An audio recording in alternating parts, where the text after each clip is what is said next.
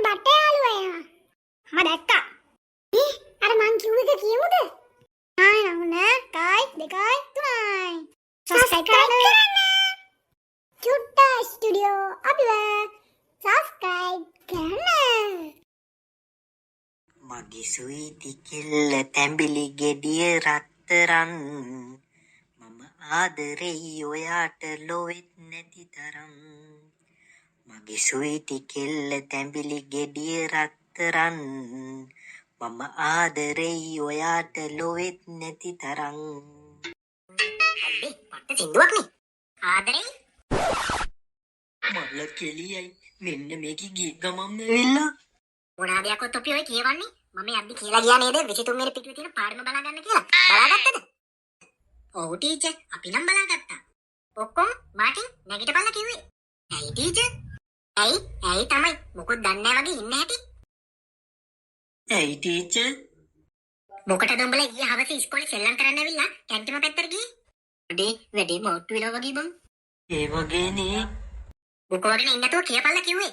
සෙල්ලම් කළා මාසි නිසා පොඩ්ඩක් ඉඳගන්න ගියා ටීචර්. ඉඳගන්න ගියා? ඔව් ටීචර් උඹලා ඉඳගෙන කරපු වැඩ ටික අන්න අහුවෙලා. ඈ තමයි දැන් හරිනේ. කවුද යකෝ ඒක කිව්වේ? මං කොහොමද දන්නේ බං? අන්න දෙන්නටම ප්‍රින්සිපල් ඔෆිස් එකට එන්න කිව්වා. බං පිනා පේන්නේ නෑනේ. අර එන්නේ. කතා කරපන්කෝ බලන්න. උඹ කතා කරපන්කෝ බං. උඹලා දෙන්න ආවද? එනකන් තමයි මම බලාගෙන හිටියේ. ඇයි සර්? තොපි දෙන්න ඊයේ කැන්ටිමේ ඉබ්බ කැඩුවේ. දෙන්න කැඩුවේ නෑ සර්. මම දෙයක් උ කැඩුවේ. තොපි දෙන්න කැඩුවා කියලා දැක්ක එකෙක් ඇවිල්ලා මට කිව්වා. කවුද බං මේක දැක්කේ? අනේ මන්ද බං. කවුද සර් ඒක කිව්වේ? උද කිව්වේ මන්ද කියලා උඹලට වැඩක් නෑනේ. හෙට ඉස්කෝලේට එද්දී අම්මා හරි තාත්තා හරි එකන් වරි.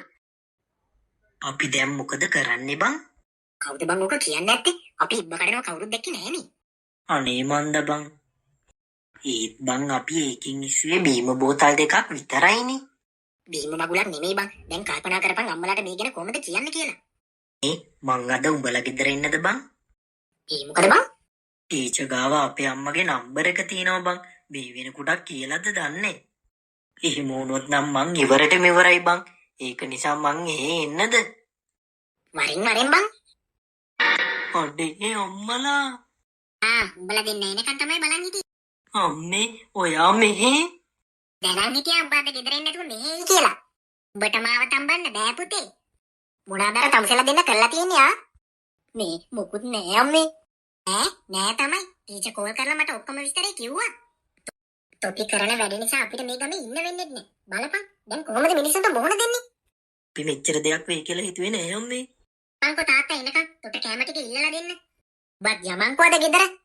මේ ළමයි කරලා තියෙන වැඩේ නිසා අපිට තවත් මේ ළමයි දෙන්නව මේ ඉස්කෝලේ තියාගන්න නම් බෑ. ඒ කිව්වේ සර්. අපිට මේ දෙන්නම ඉස්කෝලෙන් අස් කරන්න වෙනවා. මොකද්ද බම් මේ වෙන්නේ යන්නේ? මර්ණයකෝ අස් කරා කියන්නේ අපිට ආයි ඉස්කෝලේ එන්න ඕනේ නෑනේ. මම කරන්න එපා සර්. මේ පාර විතර මොකක් හරි කරලා බලන්නකෝ. මේ කීවෙනි පාරකද මේ වගේ දේවල් කරේ? කලින් ඔෆිස් එක කැඩුවා. ඊට කලින් කම්පියුටර් කාමරේ කඩලා කම්පියුටර් එකකුත් ඉස්සුවා. තවත් මේ තියාගත්තොත් තව මොනා කරයිද දන්නේ. ඒක නිසා අපිට කරන්න දෙයක් නෑ. දැන් අපි තීරණය කළා ඉවරයි මේ දෙන්නව මේ ඉස්කෝලෙන් අස් කරන්න. මොනවාද බං කල්පනා කරන්නේ? කල්පනා කරන්නේ හවසට තාත්තා ගෙදර ආවම කන්න වෙන කෑම බං. දැන් ඉතින් උදේ උනානේ බං. දැන් මොනා කරන්නද? ඒ උනාට අපි දැන් මොකද බං කරන්නේ?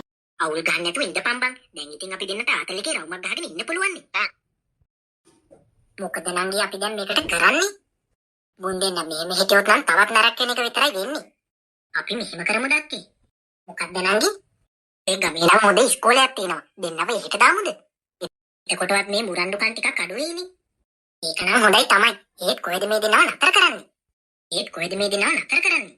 අපේ මහගෙදර ඉන්න පුළුවන් නේ. අම්මයි තාත්තයි විතරනේ ඉන්නේ. ඒ ගිනොත් මේ වගේ දේවල් කරයිද දන්නේ නැහැ. ඇයි වැඩි අඳුරන්නේ නැහනේ. ඒක නිසා බය වෙන්න දෙයක් නැහැ. එහෙනම් එහෙමවත් කරලා බලමුකෝ.